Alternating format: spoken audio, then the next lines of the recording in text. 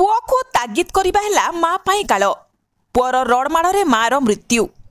एभली घटना घटी अनुगुल जिला जरपड़ा थाना परा ग्राम रे गतकाली विलंबित राति रे पुअर रड माड़े मार मृत्यु घटी। मृतक माँ शांतिलता पेंटोई बोली जना पड़ी।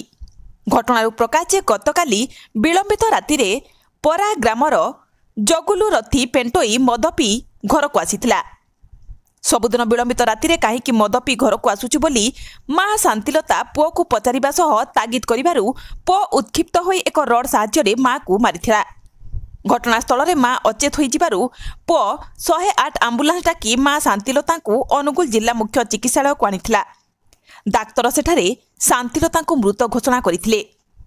खबर पाई जरपड़ा पुलिस जिला मुख्य चिकित्सालय रे पहुंची पुओ जगुलु को जरपड़ा थाना को आनी पचरा उचरा करने सह अटक रखिथिबा बढ़ई थाना अधिकारी कहिसंती।